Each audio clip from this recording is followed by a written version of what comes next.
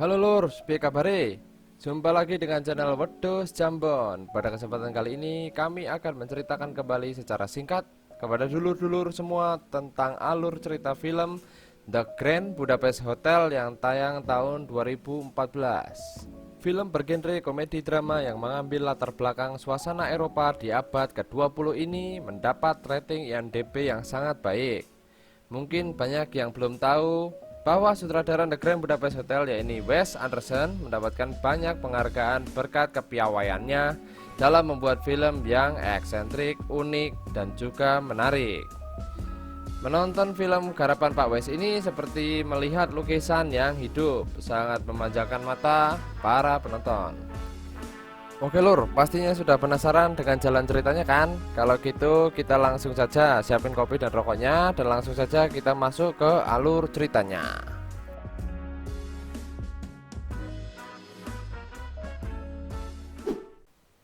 Nah, film The Grand Budapest Hotel ini diawali dengan perkenalan sang autor, si pembuat novel The Grand Budapest Hotel. Stop it! Stop it! Don't do it! Novel tersebut ia buat setelah perjalanan liburannya dari Nebelspad, Republik Zubrowska.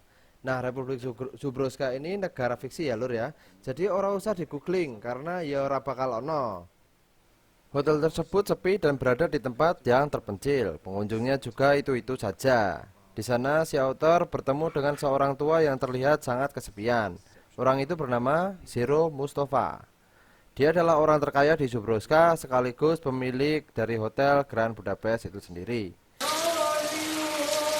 Si author penasaran dengan cerita Pak Tua itu dan Pak Tua itu pun dengan senang hati menceritakan kisahnya. The beloved original concierge of the Grand Budapest. Kisahnya dimulai saat dia bekerja sebagai lobby boy di Grand Budapest. Jadi lobby boy itu pekerjaannya melayani tamu hotel di lobi ya.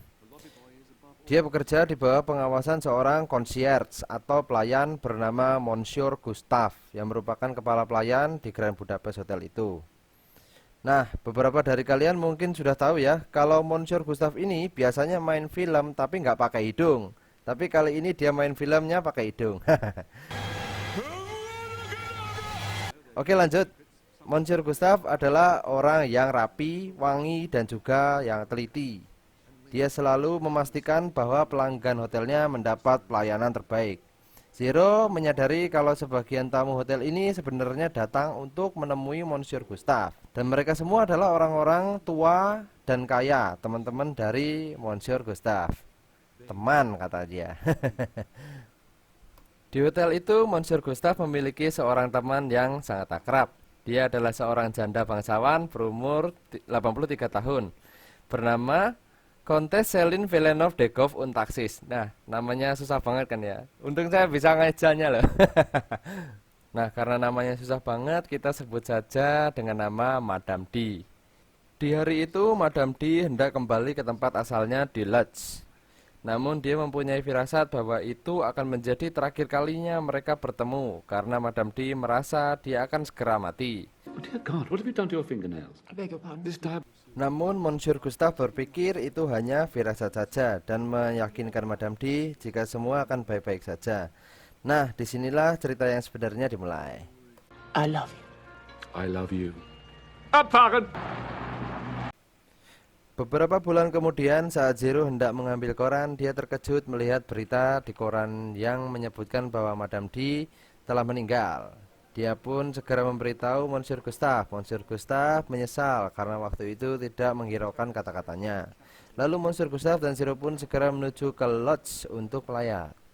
Di perjalanan menuju Lodz, mereka dihentikan oleh sekelompok polisi militan. Polisi ini hendak mengecek identitas mereka. Namun di sini nasib Zero ini sangat sial. Visa migrasi yang dia punya sudah kadaluarsa dan mereka pun harus menahan Zero. Nah, di sini nih kita diperlihatkan tentang karakter dari Monsieur Gustav. Dia adalah seorang yang sangat setia kawan. Ketika polisi hendak menahan Zero, Monsieur Gustav tidak ragu untuk membelanya. Take your hands off my lobby boy! Sesaat setelah itu muncul seseorang yang nampak seperti komandannya. Orang ini bernama Henkels dan nampaknya dia mengenal baik Monsieur Gustav. Dia lalu menyeru anak buahnya untuk melepaskan mereka karena dirasa Monsieur Gustav adalah orang yang baik Maka dia memberi Zero jaminan bepergian tertulis dan menyuruh mereka melanjutkan perjalanan. Sesampainya di Lutz, mereka langsung menuju kediaman Madame D. Mereka memasuki mansionnya yang sangat besar itu dan Monsieur Gustave mengucapkan salam perpisahan pada Madame D. Oh, you changed it after all. It's perfect. Setelah itu seorang pelayan mengisyaratkan mereka untuk menuju ke ruang yang lain. Di sana sudah berkumpul banyak orang yang merupakan kerabat dari Madame D. Orang-orang serakah ini datang dari jauh untuk mendengar wasiat Madame D dan menerima warisan. Di sana nampak seorang pengacara yang akan membacakan wasiat dari Madame D. Dia disebut sebagai Deputy Kovacs, yang merupakan ajudan Grand Budapest Hotel. Jadi di sini Monsieur Gustave ini sebenarnya nggak tahu ya siapa pemilik dari Grand Budapest itu. Dia hanya tahu kalau Deputy Kovacs inilah yang jadi perantara si pemilik hotel dengan manajer hotel. Deputy Kovacs membacakan wasiat Madame D yang berkata bahwa seluruh kekayaannya akan diberikan kepada putranya Dmitri dan saudara-saudaranya yang lain mendapatkan sebagian kecil. Akan tetapi Madame D juga membuat wasiat kedua yang isinya akan mengubah ketentuan dari wasiat pertama. Namun wasiat kedua ini isinya baru bisa dibacakan setelah investigasi lebih lanjut. Madame D juga membuat wasiat untuk Monsieur Gustave sebelum dia meninggal. Isinya adalah bahwa ia memberikan lukisan Boy with Apples karya Van Hoyt yang sangat indah dan mahal. Mendengarnya Dmitri pun marah dan mencaci maki Monsieur Gustave.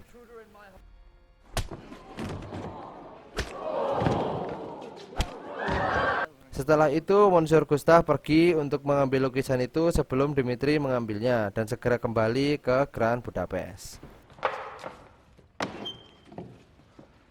Di perjalanan kembali, Monsieur Gustave mengatakan rencananya. Dia berencana menjual lukisan itu sebelum Dmitri sadar lukisannya telah hilang dan memberi sebagian kecil keuntungannya kepada Zero.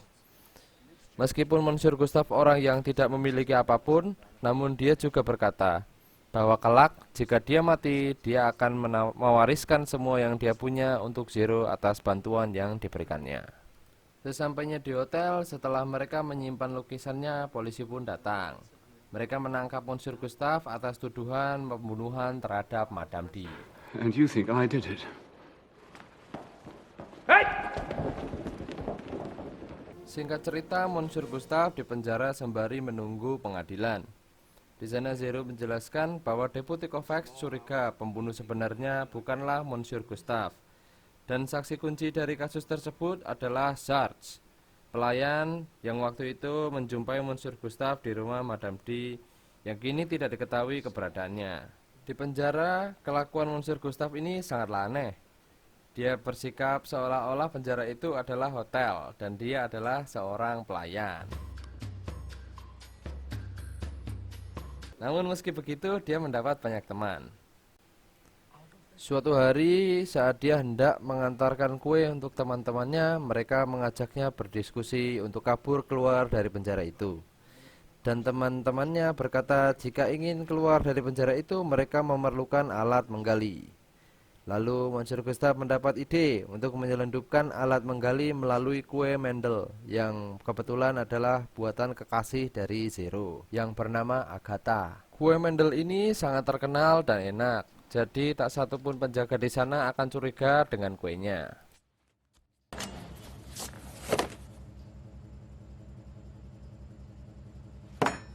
Sementara itu di kantor Deputy Kovacs, dia mengatakan pada Dmitri jika wasiat kedua dari Madame D telah lenyap entah kemana.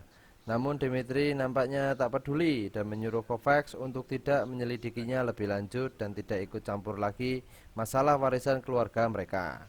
Namun Deputy Kovacs menolak karena dia tidak bekerja untuk Dmitri tetapi untuk Madame D.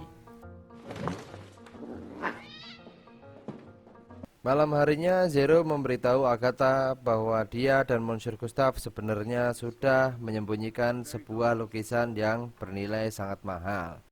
Dan dia ingin Agatha mengambilnya bila mana sesuatu terjadi padanya. Sementara itu di penjara Monsieur Gustave dan teman-temannya tengah melancarkan aksi kaburnya.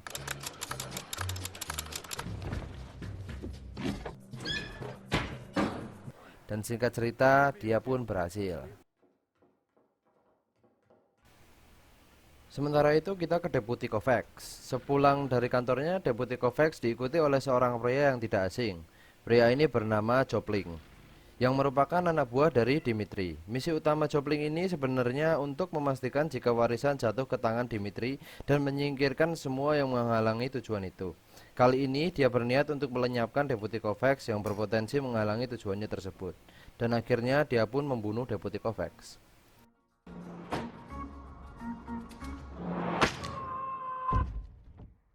Dengan lenyapnya Deputi Kovacs, sekarang tersisa dua orang yang berpotensi mengganggu jalannya rencana Dimitri, yaitu Monsieur Gustave dan saksi kunci dari kasus pembunuhan Madame D, yaitu Serge si pelayan. Setelah keluar dari penjara, Monsieur Gustave dan Zero melarikan diri dengan bantuan teman-temannya sesama pelayan dari hotel-hotel lain, dengan rapi dan sangat terorganisir. Maybe. Get in. Sementara itu, Jopling datang ke penjara untuk menyelidiki bagaimana Monsieur Gustave bisa kabur. Dan dia menduga jika seseorang dari Mendel lah yang sudah membantunya.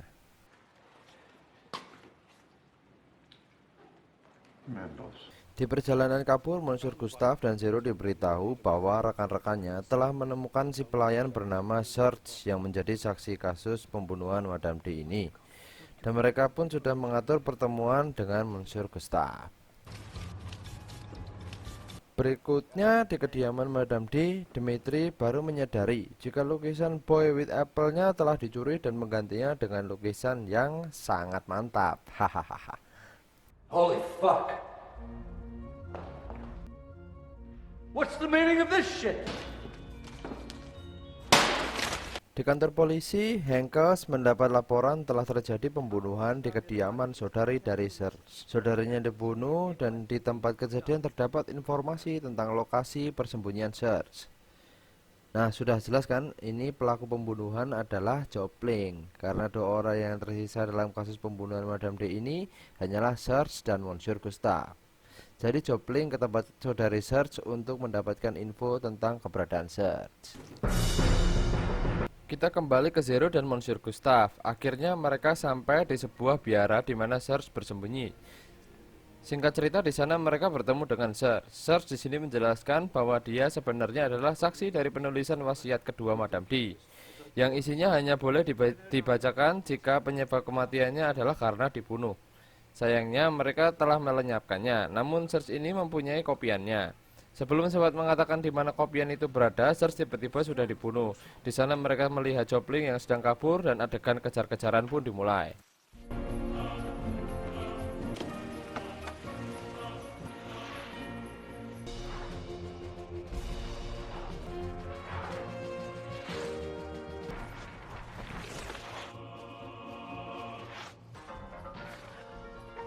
Singkat cerita, di ujung lintasan saat Monsieur Gustave akan dijatuhkan oleh Jopling, Zero menolongnya dan mendorong Jopling jatuh ke jurang. Polisi memergoki mereka dan mereka pun berencana segera pergi menjemput Agatha, mengambil lukisannya dan meninggalkan kota. Setelah menjemput Agatha, mereka menuju Grand Budapest yang nampak sudah penuh dengan banyak tentara karena perang yang baru pecah. Agatha masuk untuk mengambil lukisannya, sementara Zero dan Monsieur Gustave menunggu di luar. Tak lama kemudian mereka dikagetkan dengan Dimitri yang tiba-tiba datang ke Grand Budapest untuk mencari lukisannya.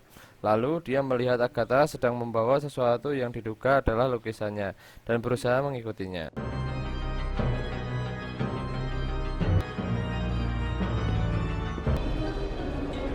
Dimitri melihat Monsieur Gustave dan adegan tembak-tembakan pun terjadi.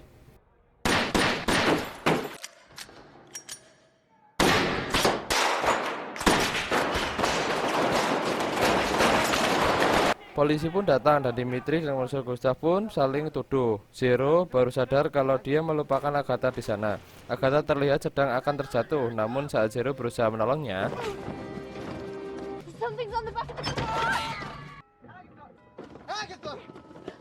Agatha memberitahukan jika ada sebuah amplop di belakang lukisannya yang ternyata adalah salinan wasiat kedua dari Madame D, yang isinya hanya boleh dibacakan jika dia meninggal karena dibunuh, dan akhirnya mereka semua pun membacanya. Dan tentu saja isi dari wasiat tersebut adalah bahwa dia menyerahkan seluruh hartanya kepada Monsieur Gustave. Mansionnya, pabrik-pabriknya, dan tentu saja hotel tempat Monsieur Gustave bekerja, The Grand Budapest Hotel, yang ternyata pemilik misteriusnya itu adalah Madame D sendiri. Akhirnya Monsieur Gustave pun pensiun dengan penuh kekayaan, dan dia menunjuk Zero untuk menggantikan posisinya. Zero menikah dengan Agatha yang naasnya dia harus kehilangan Agatha dan bayi yang dikandungnya 2 tahun kemudian karena sebuah wabah penyakit flu Prusian. Di akhir cerita, setelah semua petualangan Zero dan Monsieur Gustave, mereka sedang pergi ke Lodz, dan tiba-tiba sekelompok tentara datang untuk mengecek identitas mereka. Nah, di sini tentara yang datang nampak lain dari polisi yang datang di awal cerita. Lagi-lagi nasib apes datang untuk Zero. Mereka hendak membawa Zero dan Monsieur Gustave dengan rasa kesetiakawanannya yang tinggi pun melawan mereka.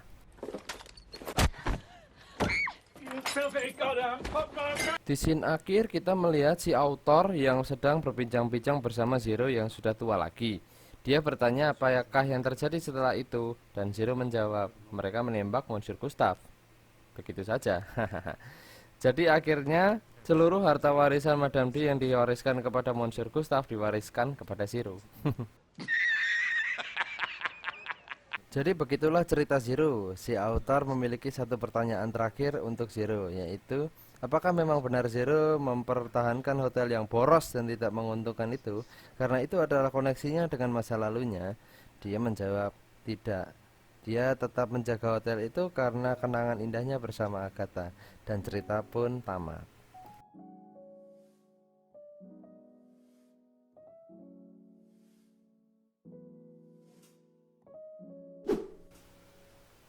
Oke Lurs, gimana pendapatmu tentang film ini? Kalau menurut saya pribadi sih, film ini sangat layak untuk ditonton langsung. Pengambilan gambarnya sangat unik dan cerita yang disajikan sangat menghibur. Beberapa fakta yang saya ketahui mengenai film ini yang cukup menarik minat saya untuk menggali lebih dalam adalah yaitu lukisan The Boy with Apple itu sendiri. Lukisan ini diceritakan sebagai karya artis terkenal bernama Van Hoyt. Namun semua itu sebenarnya hanyalah fiksi yang digunakan untuk kebutuhan cerita di dalam film ini saja. Penciptanya sebenarnya dari lukisan ini bernama Michael Taylor, seorang pelukis berkebangsaan Inggris yang saya sendiri pun kesulitan untuk menemukan fotonya. Di sini dikatakan bahwa lukisan tersebut diciptakan di era abad ke-20, namun sebenarnya lukisan ini baru dibuat di tahun 2012 yang lalu. Meskipun begitu, lukisan ini sangat indah dan bernilai seni yang sangat tinggi. Dan pesan moral yang sudah saya simpulkan dari film ini adalah bahwa seorang teman yang setia dan dapat dipercaya merupakan harta yang lebih berharga dari sebongkah batu permata. Akhir kata, saya undur diri. Terima kasih sudah menonton. Jangan lupa subscribe, like, share, dan komen di kolom komentar. Dan salam Jambon Mania.